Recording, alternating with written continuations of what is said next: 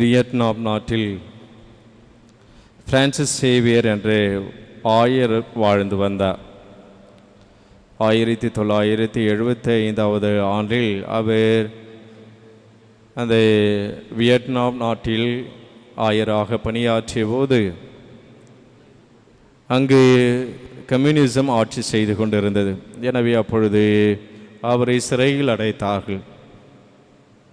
எனவே ஏறக்குறைய 13 ஆண்டுகள் அவர் சிறையில் வாழ்ந்தார். இந்த 13 ஆண்டுகளில் 9 ஆண்டுகள் அவர் தனிச்சிறையில் அடைக்கப்பட்டார். தனியாக அவர் யாரும் பார்க்க முடியாது, அவரை சந்திக்க முடியாது, அவருக்கு என்ன நடக்குது போது வருது எதுவுமே தெரியாது. உலகுக்கு வெளியில் உள்ளவர்களுக்கு அவரை பற்றிய அவர் உயிரோடு இருக்கிறாரா இல்லையா, செத்துட்டாரா, என்ன சாப்பிட்றாரு, அவருடைய உடல்நிலை எதுவுமே தெரியாது அந்த 9 ஆண்டுகள்.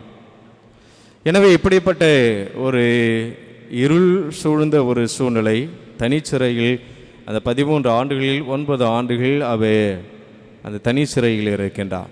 எனவே அப்பொழுது எப்படியோ அவர் கொஞ்சம் அப்பமும் கொஞ்சம் ரசமும் அவருக்கு கிடைக்கின்றது, திராட்சை ரசமும் அப்பமும் அவருக்கு கிடைக்கின்றது.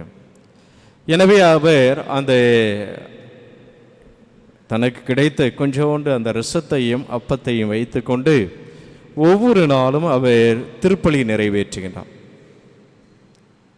அந்த ரசத்தில் கையை தொட்டு கொஞ்சம் வச்சு கையில் வச்சுப்பார், கொஞ்சோண்டு அப்பத்துண்டு வைத்து ஒவ்வொரு நாளும் அவர் திருப்பலி நிறைவேற்றி அந்த 9 ஆண்டுகள் அந்த தனிச்சிறையில் அந்த இயேசுனுடைய கல்வாரி பலியை நிகழ்த்தி அந்த அவரை பற்றிய எந்த செய்தியுமே உலகுக்கு தெரியாத ஒரு சூழ்நிலையில், ஒரு இக்கட்டான சூழ்நிலையில், ஒரு துயரமான சூழ்நிலையில் அவர் அந்த 9 ஆண்டுகள் அந்த சிறையில் வாழ்வதற்கு ஆதாரமாக இருந்தது அவர் நிறைவேற்றிய அந்த கல்வாரி பலி நற்கருணையும் ஆண்டவர் இயேசு கிறிஸ்துனுடைய இரத்தமும் தான்.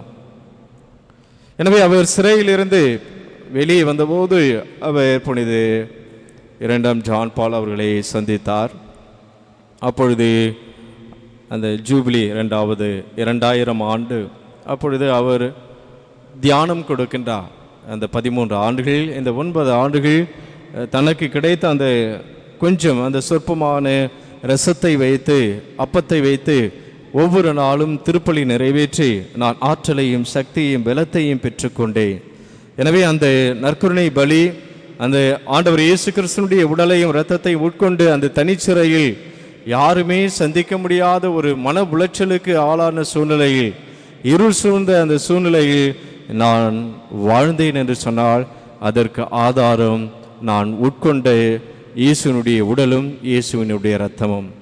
நான் நிறைவேற்றிய அந்த கல்வாரி பலி, எந்த ஒரு வசதியும் இல்லாத ஒரு சூழ்நிலையில் என் கைகளை நான் வைத்து கொண்டு மனப்படமாக தெரிந்த அந்த திருப்பலி ஜெபங்களை நான் சொல்லி ஒவ்வொரு நாளும் திருப்பலி நிறைவேற்றி இயேசுனுடைய உடலையும் இரத்தத்தையும் நான் உட்கொண்டு வாழ்ந்தேன் என்று தனது அனுபவத்தை சொன்னார்.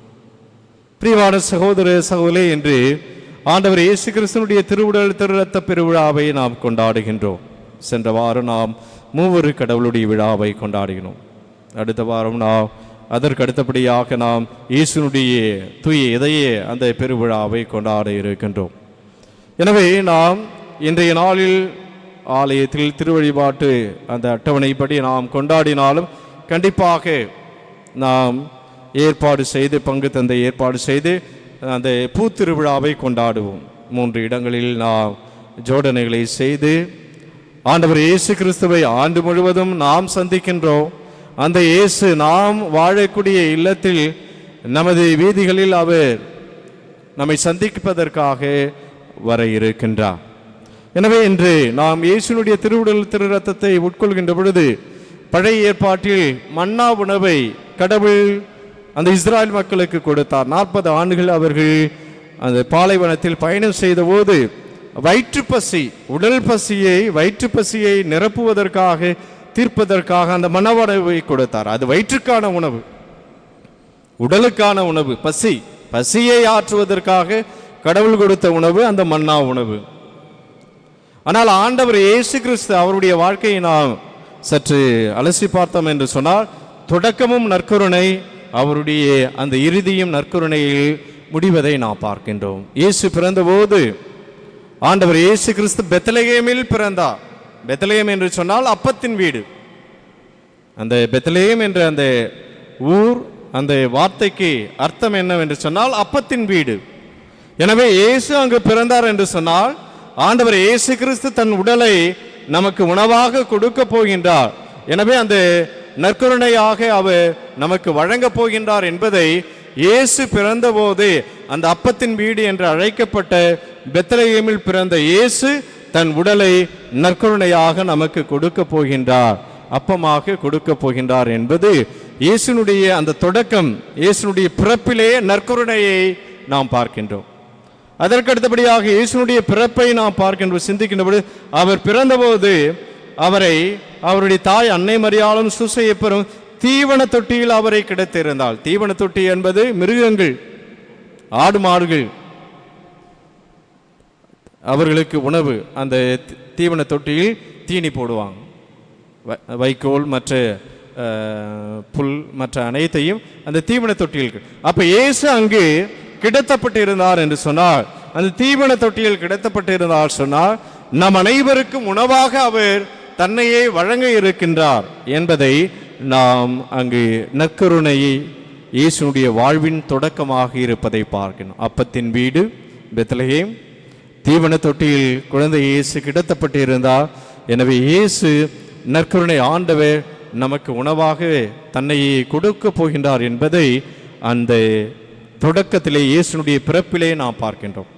இறுதியாக இயேசு நிகழ்த்திய அந்த இறுதி ராவுணவு எனது சதை, எனது இரத்தம், அது மீட்புக்கான இரத்தம், வாழ்வுக்கான உணவாக ஆண்டவர் இயேசு கிறிஸ்து தன்னை நமக்கு கொடுக்கின்றார். கடவுள் இதற்கு மேல் எதையும் நமக்கு கொடுக்க முடியாது.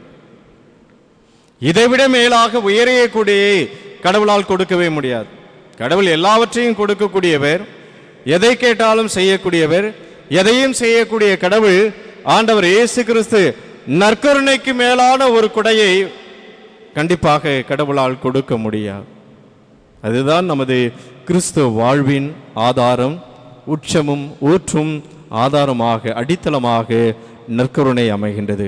எனவே பிரியமான சகோதர சகோதரி, அந்த இயேசுனுடைய உடல் மன்னாவை உண்ட அந்த இஸ்ராயல் மக்கள் இறந்து போனார்கள். அது வயிற்றுக்கான உணவு, உடலுக்கான உணவு. இயேசு கொடுக்கின்ற உணவு ஆன்மீக உணவு, வாழ்வுக்கான உணவு, அது விண்ணகத்திற்கான உணவு. எனவே அந்த உணவை உண்போர் எப்பொழுதுமே இயேசுவோடு இணைந்திருப்பார்கள். எப்பொழுதுமே அவர்கள் சாக மாட்டார்கள், அவர்கள் வாழ்வை பெற்றுக்கொள்வார்கள். அங்கு கொடுக்கப்பட்ட உணவு உடலுக்கு, வயிற்றுக்கு, பசிக்கான உணவு. ஆனால் இயேசு கொடுக்கின்ற உணவு வாழ்வுக்கான உணவு. என்றுமே இயேசுவோடு இணைந்து வாழ்வார்கள். எனவே அந்த நற்கருணையை ஒவ்வொரு நாளும் நாம் உட்கொள்வோம். ஆண்டவர் இயேசு கிறிஸ்துவை, நற்கருணை ஆண்டவரை நாம் தேட வேண்டும், ஆராதிக்க வேண்டும். அந்த நற்கருணை ஆண்டவரை இந்த கல்வாரி வழியில் நாம் பெற்றுக்கொண்டு இயேசுவோடு எப்பொழுதும் இணைந்து வாழ்வோம். ஆம்.